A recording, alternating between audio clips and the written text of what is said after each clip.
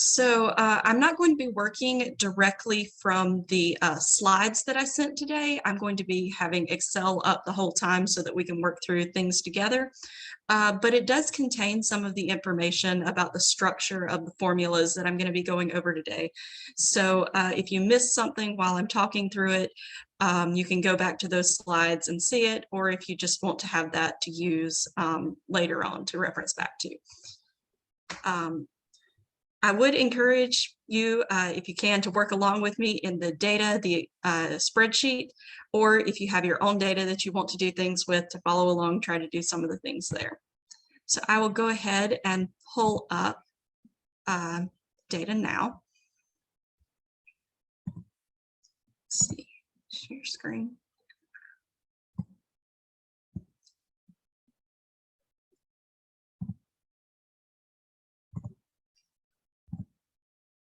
Sorry, I had to close some of my windows a second ago, so it's taking a while to come up.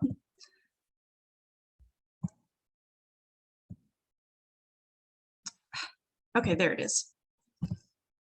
All right, so this data set that we're going to be looking at today is just a data set that I have made up, but it's meant to represent the kind of data that you might see in a research study that might conduct with human participants. And we're going to be using this to look at how to use Excel formulas. We're going to be starting with some of the most basic ones and some things that you might already be familiar with, and then moving to some stuff that's a little more advanced.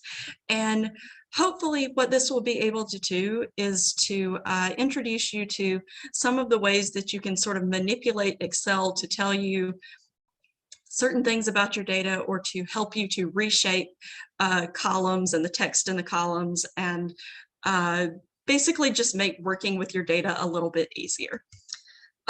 So the idea of this data set is that we have 25 participants in a study, and we have their name, the city they live in, their age, and they're all labeled by a unique ID, the experimental group that they were put in for the purposes of this made-up study, the score they received on whatever this study was, how many interviews they participated in for what length of time, and whether they've completed the study. And so again, this is just a bunch of made-up numbers and names, but what we're going to do with it is to use it as a playground for how to use these formulas and explore what you might end up doing, like in a similar kind of study, what might be some of the things you'd run into, some of the issues that you'd want to solve with Excel formulas. Obviously, this data set is very short, only 25 people listed, and most data sets would be much longer, which would make these formulas even more useful because it would be things that you wouldn't be able to do by hand. So we'll start out with just one of the easiest things, which is how to calculate averages in Excel. It's maybe something you're already familiar with, but we'll just start there. So one of the first things you might want to know is, what is the average age of the participants in your study? And so to get started with that, you'll start by typing an equals sign. So for all formulas in Excel, start out by typing an equals sign, and then you'll start by typing the name of the formula you're going to use. In this case, to get the average, you start typing average, and it'll come up with a list of formulas. You'll choose the one that says average, hit tab, and then you'll choose the range of numbers you want to get an average for. You can just do that by clicking and dragging. And it will return the answer that the average age of these people is about 37 years. You might also want to know their average score. So you could do this by, again, typing average. Or what you can also do is you already have your formula for an average in this column, and you can click this little square in the bottom, drag it over, and it will repeat that calculation. You can do it either way, but if you end up having, like, you want to get the average of every single column and you have like 30 columns, then it can be really helpful to just drag it across. A similar calculation is sum, which you can get to get the sum of everything in a column or a row. So for example, here I have a column for how many minutes did each person spend in their interviews. And so here, if you want to know how much time you've spent doing interviews overall, you can do sum, drag down to the bottom, and hit enter, and it will calculate the length of time you've spent doing those interviews. So these are some really simple ones to start with. You may already be familiar with these, but they're incredibly useful. In almost every Excel spreadsheet, you will at some point need to do averages or sums. So another thing that can be really useful is this set of functions called count functions. And if you go to the slides I sent out, there's a whole list of the different ones that you can use. So let's go ahead and clear out these sums and averages to get it out of the way. So what count does is it tells you how many cells in a range contain a certain amount of text. So for example, the first one is just called plain count. And it, as you can see, this little pop-up box that appears out, it counts the number of cells in a range that contain numbers. So for example, I have this under the interview column. It tells how many interviews these participants have done. And maybe you don't want to sum up, know how many interviews you've done total. Maybe you just want to know how many of your participants have you collected at least one interview from. And so this count function would allow you to do that. And since we have some blanks in this range, it's not going to count the ones with no text. It's only going to count the ones with numbers there. And so you'll be able to find out that you have gotten interviews for 17 of your participants. So the count function only works with numbers. It only finds numbers in a range. One of the things I use it most for is if I'm coding something as maybe I just say, every time I run into this one thing, I'll just put a 1 in this column just to mark that it happened. And then at the bottom, I'll count how many ones do I have. But you can also you'll also sometimes want to be able to count text. And if you want to count text, the function you use is called count A. And it counts any cells that have any kind of text in them, not just numbers. So you do count A, and then just as before, you select the range. And so here we can tell 10 of the participants have completed their full study. There's also a function called count blank, and it does the reverse. It counts all of the blank cells. So again, you just choose the range. But sometimes you want to do something a little bit more complicated. You want to look for a specific type of text, a specific word or something like that. So for that, you'll use what's called the COUNTIF function.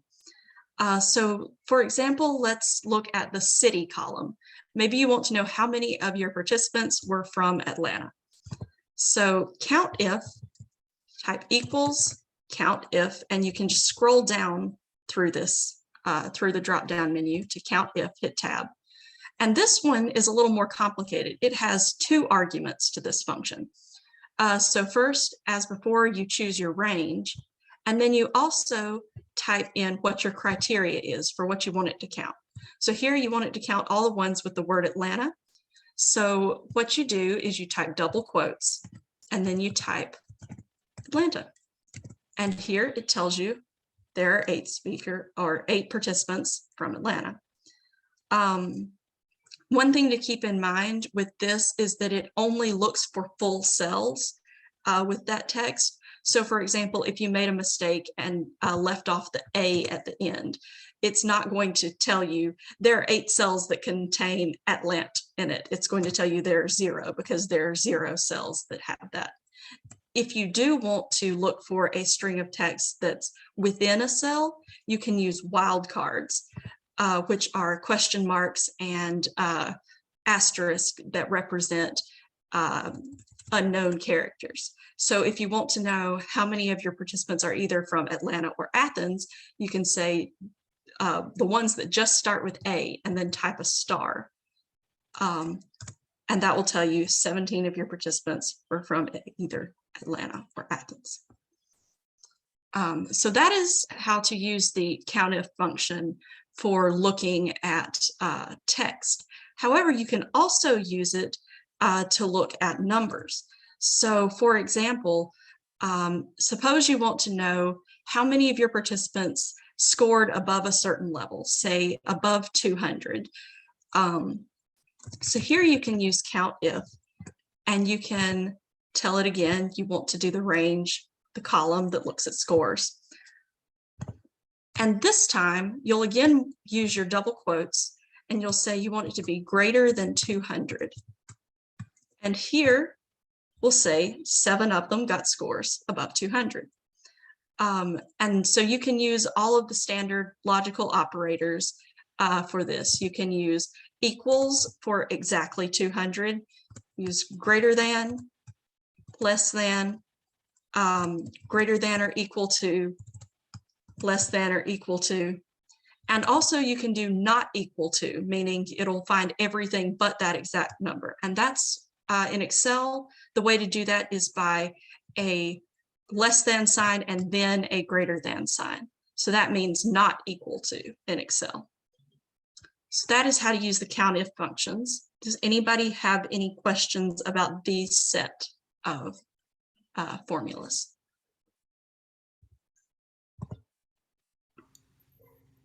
Hi, I did have a question. So when you did the one to say count if blank, Yes.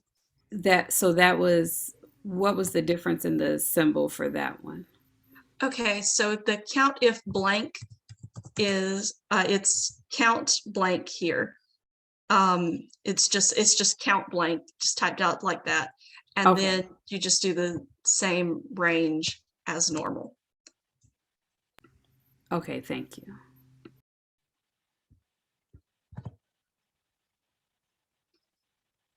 So if you have both text and numbers,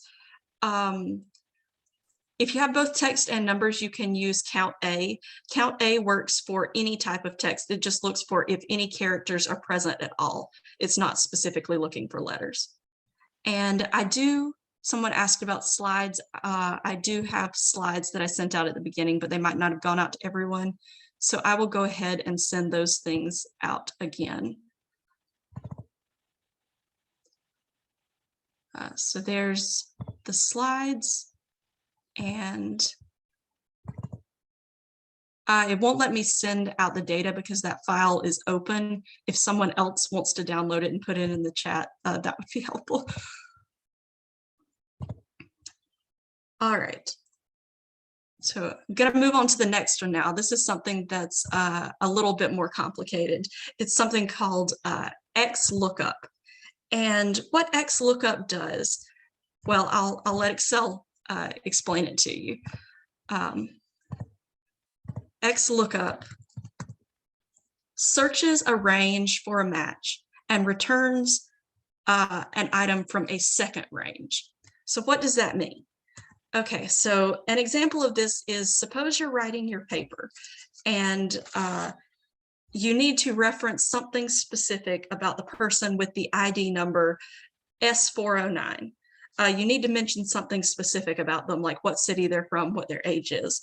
And there's obviously ways to do that. You can use Control F to find them, and that can a lot of times be the simplest way to do it. But maybe your spreadsheet is 5,000 rows long and 75 columns wide, which I've had spreadsheets that were like that. So maybe it'll be a pain to end up 3,000 rows down your sheet and then have to keep track of what row you're on to scroll over to find the right column. So there's a way you can do this a lot more simply, and that's called XLOOKUP. And what it does is it has 3 arguments. So you choose your function XLOOKUP. You choose your lookup value, which is the string of text you want to look for. So in this case, I wanted my participant S409. And I'll tell Excel to look in this range, my ID column, because that's where I'm going to find that ID number. And then I want it to return something different. I want them to tell me something about it. So let's say I want it to tell me the person's name. So their name is going to be in the C column. So what this function does is it's going to look in column A for wherever S409 is, and then return the person's name that is a couple of cells out to the right. So it turns out S409 is Brenda. Maybe instead we want to know the city she's from. To do that, you can just change column C to column D, Macon. And also you can get a result that's more than one row long, more than one row wide as well. So suppose you want to know the person's name, their city, their age, and their score. You can just tell it to do the whole range, column C to column F, and it will return out to the side here that S409 is Brenda from Macon. She's 41 years old, and she got a score of 213. This can also be really useful, not just for looking up things like ID numbers, but for things from other columns as well. So for example, maybe you remember you have one participant who got a perfect score, a score of 250, but you don't remember which one. So you'll say, I know my lookup value is 250. It's in the score column, and I want it to tell me their ID number. And it turns out E157 was the person who got a perfect score, and you can then go and incorporate that into your paper. Does anybody have any questions about how XLOOKUP works?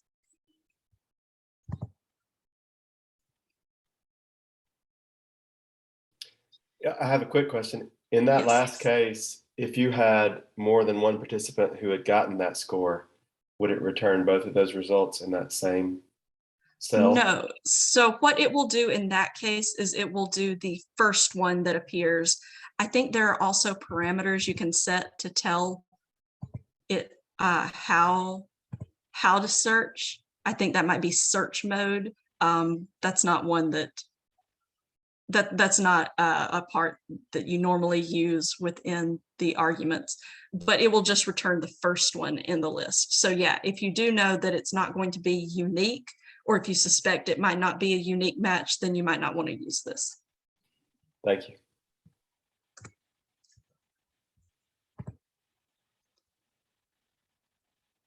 Return array for data from columns that are not continuous. That is a really good question, and I spent some time last night trying to figure that out. I think that it is possible, but I think it requires some much more complicated formulas using the index function, which I'm not going to be getting into today.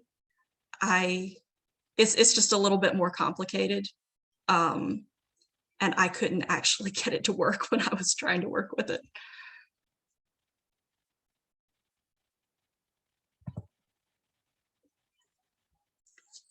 Okay, so I'm going to move on to the next thing now, which I'm just going to go ahead and clear off all this other text from my screen. And now I'm going to look at manipulating text. And this is one of the most useful things, because a lot of times what you'll want to be doing with your data is you'll have a column that will be full of information it's useful, but you need to trim some of it off, or you need to add something to it. And if you have like 5,000 rows of it, it's going to be hard to do that manually. So for example, let's look at this ID column. So when I created the IDs here, I started it with either S, P, or E, and then followed it by a 3-digit number. And so imagine in this study that you're conducting, S, P, and E originally meant something in your data that originally cued something about the study you were doing. But at this point, it's just making it hard to sort your ID numbers, and it's just being a pain, and it doesn't actually mean anything anymore. So you want to get rid of that S. So one thing you can do for this is you can use these functions that are called left and right. And what they do is they return a certain number of characters from either the left of a cell or the right. So here, what we want is we want to just get the numbers. So these are the 3 rightmost characters in the cell. So what we can do is we can type right, can say want the text from this cell A2, and then I want 3 characters from the right of the cell. And it will return 359 without the S. And then you can repeat that for all the rest of your data by just dragging it down. So that's how to use left and right. Left does the exact same thing, just working from the left. And now imagine that for some reason, you want to also include the group that the experimental group that the participant was assigned to within their ID number. So you want it to say something like 359A. And you can achieve that by a concatenate function that is just the and sign. So here, can start with, here you can say that you want text from B2 and then type an and sign. And then you also want text from D2 and it will put those 2 together. And again, you can drag this down. Also, if you don't want to spend all the time dragging it down to the bottom because you have a ton of rows, you can just double click and it will autofill everything down. So here you can have this new ID number of 359A. You can also add your own text in. It doesn't have to be cells that are already there. So maybe you want 359-A. You can do that by, you want B2 to get the 359. You'll say and. You also want a hyphen, which you'll put in quotes, double quotes. And then you also want it to say A. And that confusing little string right there gets turned into 359-A. So this shows you how to get in 2 steps from the original ID column to something that says,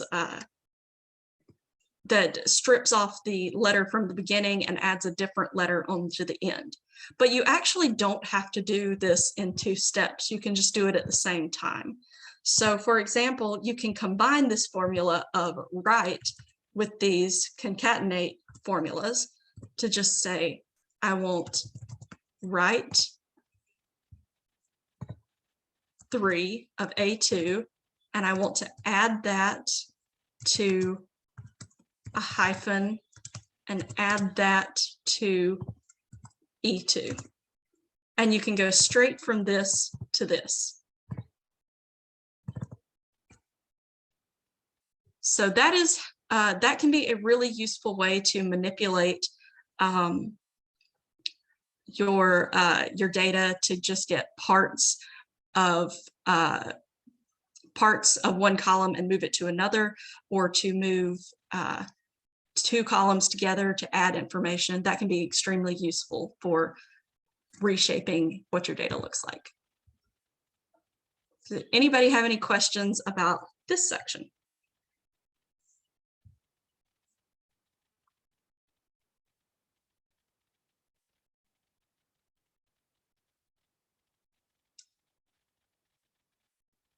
All right. And then for the final part of this, before I just open this up to questions, I want to talk about if-then statements, which are also an incredibly useful function that Excel has. So what if statements do is that if a cell meets a certain condition, then it will return a certain type of answer. And if it does not meet that condition, then it will return another. So for this, let's look at the completed column. Let's say we want to know what kind of feedback participants gave, but only if they completed the study. If they haven't completed it yet, then their feedback probably doesn't mean anything yet. So we can add a column that looks at the completed column, and if it has a yes, returns what their feedback was. And if it doesn't have a yes, it just says not applicable. So what we can do is we can have an if statement. We can say if M2 is equal to yes, in quotes, then we'll want it to return feedback from column N. And so that's our second argument, value if true. And if value if false, if there's not a yes in the M column, then we'll just have it say 0. That'll just be easy to tell the difference. And so then as you drop it down, you can see it tells all of these participants who have already completed the study, gave positive, neutral, or negative feedback, and then all the ones who didn't, it just has a 0. You can easily tell the difference there. Another formula called ifs, and it allows you to perform multiple if statements at once. So I'm going to give an example of how this one works using age. So say that you want to bin your age into categories that are about a decade long. You want it to be people up to 30, 30 to 40, 40 to 50, and 50 to 60. So what you'll want to do here is you'll use ifs, and it starts with a logical test. So let's say your first one is, are they less than 30? So you'll start with I2. I2 is less than 30. And if that's true, you'll want it to say less than 30. Now, you want to find the next group you want to do is the people between the ages of 30 and 40. And you don't actually have to type out that I2 is between 30 and 40 because you've already ruled out all the people under 30. You can just, they have already received that assignment of that label less than 30. So now you've already had those cut out. You can just say I2 is less than 40, and that will give you all of the people between the ages of 30 and 40. And you can put in quotes bin of 30 to 40. Then you'll do that again for I2 is less than 50. And that will be people between 40 and 50. I guess this would actually be these people here would be 30 to 39. This would be 40 to 49. And then finally, all the people over 50, you would do I2 greater than or equal to 50, greater than 50. And this has gotten really long, but let's see what happens when we hit. Okay, that didn't work. What did it, where did I mess up here? I think it was this one. I think. Okay, yes. And we now have our participants binned into categories by age. You could do the same thing with score. Instead of like greater than or less than bins, you could have it like labeled people with a score over 200 have a high score. People from 150 to 200 have a medium score, something like that. You just continue to add arguments until you exhaust your whole range. Yes, the formulae are left to right, just like reading a sentence. Yeah, it just goes in that order. Does anybody have any questions about if statements?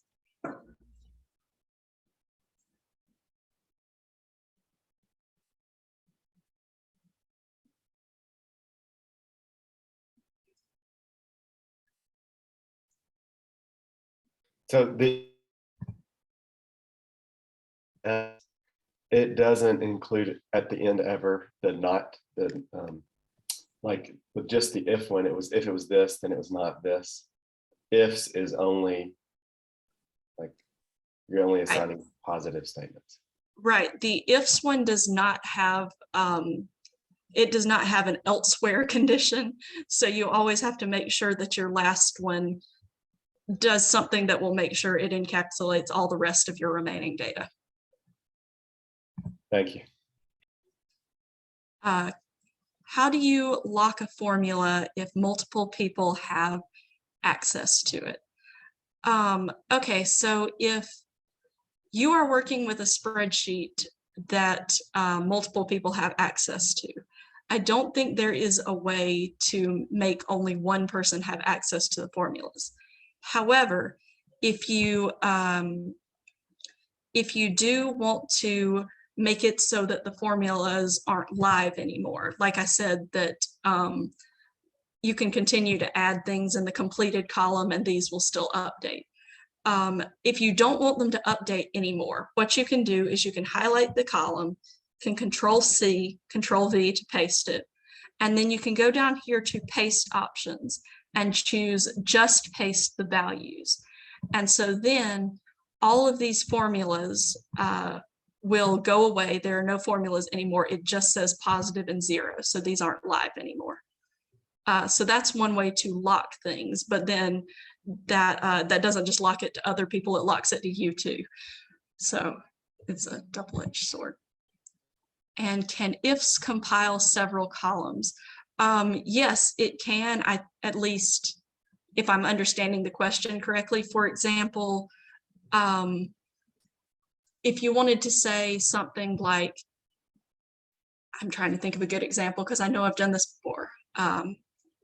Okay, if you wanted to have like a column of you just want people over 50 from Athens, you could do something like if H2 equals Athens, okay, and this, you would use the and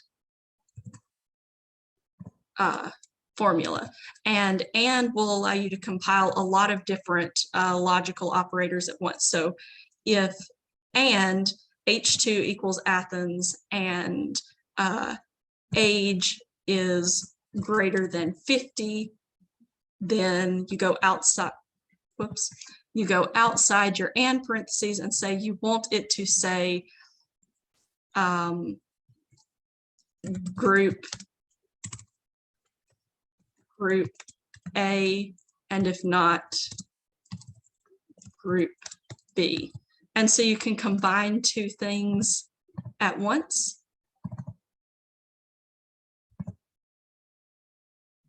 Does that answer what you were asking? Okay, great.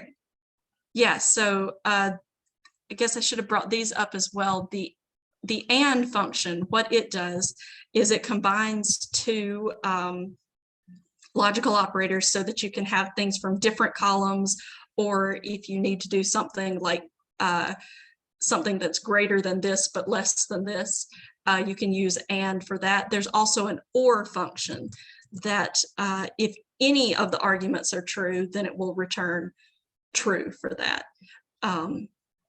And both of them have to be true.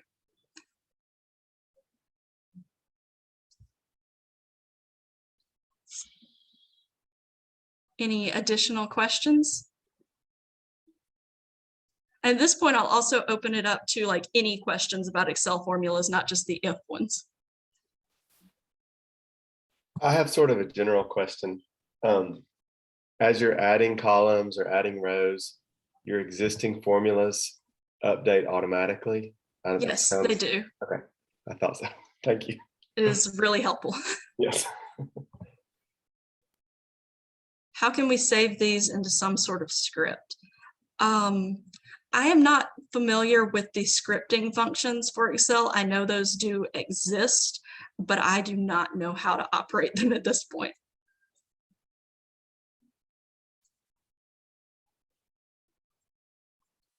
For the most part, however, just to make sure this is clear, if you save an Excel file with live formulas in it, they will stay. Like when you reopen the document, the formulas will still be there.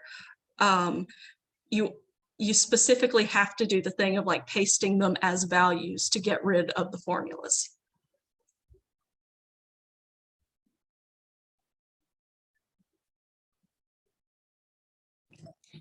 Hi, I just had a quick question. I still wasn't able to pull up the slide, so I just sent you a separate email. If it's possible Okay. that you could email it to me when you get it. Yes, I'd be happy to do that. Thank you so much.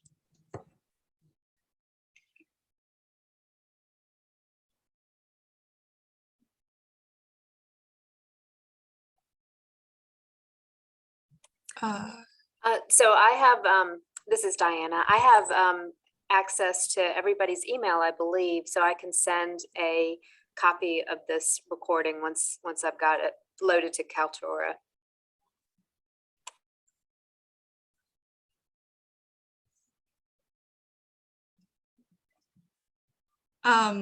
There is going to be another Excel workshop on Thursday that is going to cover pivot tables. That's as far as I'm aware, those are the only two that are part of this Spring into Research data series. But there's also, if anybody ever needs help with Excel, the DigiLab holds office hours that are available by appointment on our website. Yeah, I am a DigiLab assistant, and I would be happy to meet with anyone to help them with anything like that. So I did the question, what is the most helpful function you commonly use that has not been covered in this talk? I tried to cover all my favorite functions. The one that, honestly, the if statements are the ones that I use most often. But before XLOOKUP existed, you had to do the same thing in a sort of roundabout way using index and match. And so I think that I have frequently used the match function, but it's in the way that I've used it, it's sort of been rendered obsolete by XLOOKUP. Another thing that I very frequently do is if I need to check if two of my data columns are identical, like I think that they ought to be the same, but I'm checking for anomalies, I'll just say like, if column A equals column B, then true, if not false, and then I'll search it for false, and any places where it pops up as false, I know there's an error in my data that I need to correct or some anomaly happening.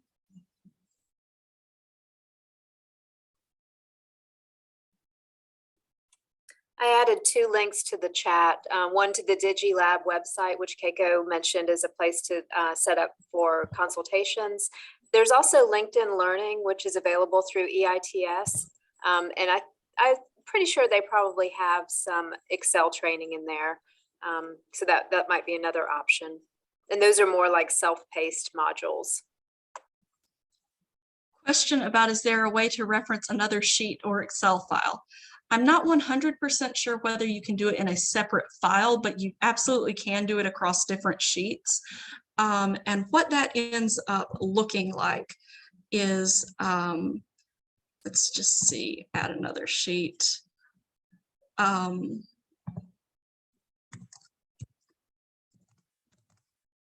see. If this is equal to, or if this is greater than 5, then yes, if not, no. And what it ends up looking like is sheet 2 exclamation point, and then the cell there. And if you name the sheet, then it will be whatever the name of that sheet is. But yeah, it's usually easier rather than typing it out just to go and click on the place in sheet 2 and it will fill it in for you itself.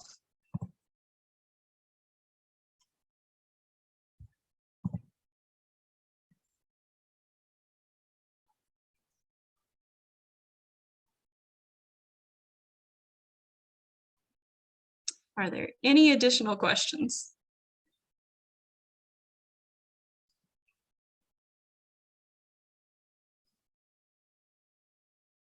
All right, well then we will wrap this up. Thank you for attending, and I hope some of this was able to be helpful. This was great. Thank you, Keiko. Thank you.